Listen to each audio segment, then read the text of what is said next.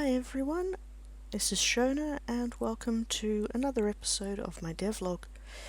It's been a few weeks since I last posted and I'm really not sure what to say to that, except that between my health problems and my cat's health problems and working on this game, I have no sense of time anymore. So let's get down to it and show you what I've been doing. The first thing that I've got that's new is the ability to create a workbench that creates items now. So we can have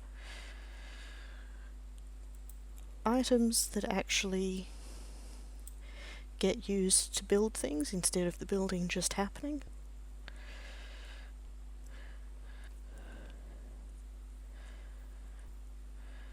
We also now have the ability to deconstruct.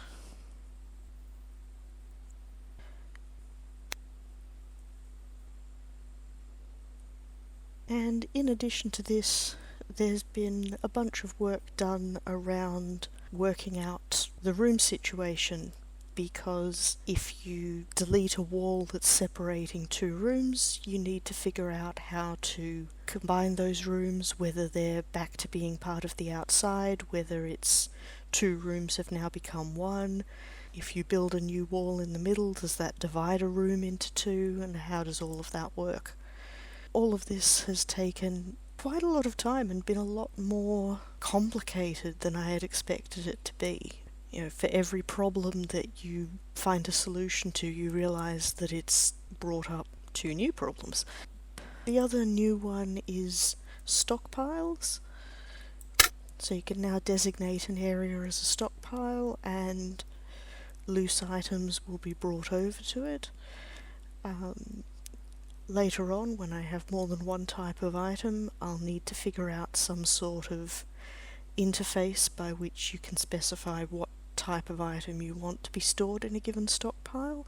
At the moment, it's just any loose item will go into any stockpile, but it's at least relatively intelligent about how to figure out whether it needs to combine stacks or move things around between stockpiles. So another thing that's perhaps a little hard to see in this is the idea of some jobs being repeating. For example, at the moment, the mine produces, I think I've got it set to 20 stone blocks per cycle, and rather than, if I've got a bunch of walls set up to be built, instead of going produce one bit of stone, go build a wall with it, produce one bit of stone, go build a wall with it, it knows that it should keep working for a few cycles and then go and build all of the walls at once. So that just makes for a much more efficient work cycle, because the character doesn't have to be walking back and forth quite so often.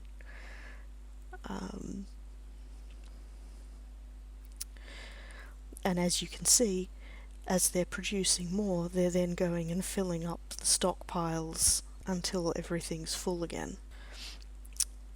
The other thing to note is that with this mine that I've got here, we have the first item that actually takes up more than one square at a time.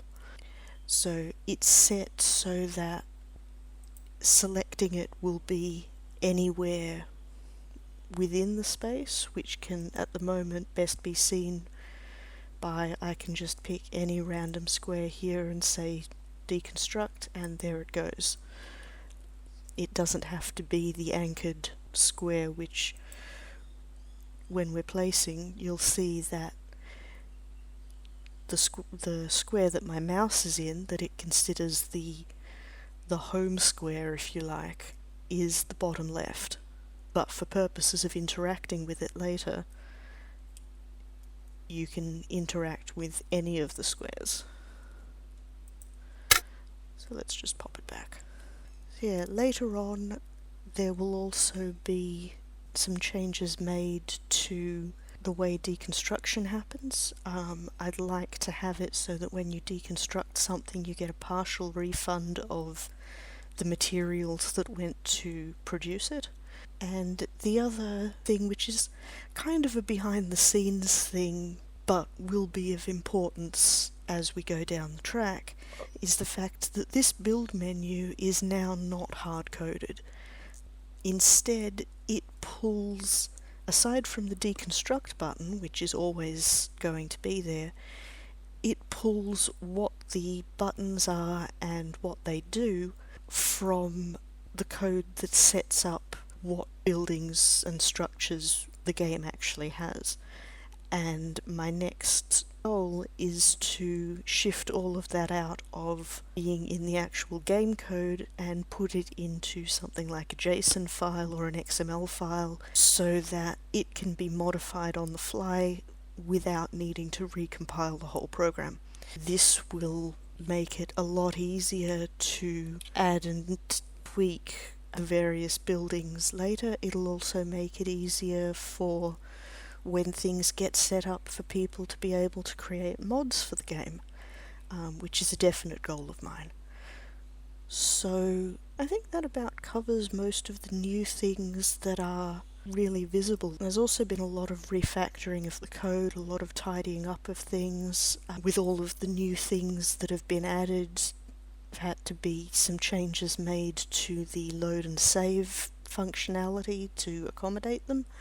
For example, before it used to calculate rooms. When you loaded a game, it would load all of your walls and then it would calculate on the fly what rooms you had, and that was making the load take forever. Then I thought, why am I doing this? Why aren't I just saving the rooms? So now it saves the room data and just loads that as its own thing, and so now, I can save this, I can make a bunch of changes, which at the moment will take a little while because it has to check that none of those walls are changing the rooms. But then I can say load and hey, there it goes. Now the one thing you'll notice it's not saving are the items yet, and that's because I only just finished that and it's not incorporated into the save system yet. That will also be coming. So yeah, this has been a very busy few weeks, and I will endeavour to keep more on top of keeping these devlogs more regular. I honestly didn't realise until last week that I'd skipped some, and then it took me a while to be in a place where I could actually sit down and record one because I had a bug and the game wasn't working. So I had nothing to show you. So here we go. It's all starting to come together as something at least resembling a game a little bit, and I'm really excited about that. Hopefully by next week it'll look like even more of a game, and I might even have some new interesting bits to show off if all goes to plan. I'm hoping soon to be able to be in a place where I can start working on the magic system, but I don't know if that'll be quite ready for next week. We'll see. So anyway, this is the game, and this is me, and I'll talk to you all again, hopefully, next week. Bye for now, and take care.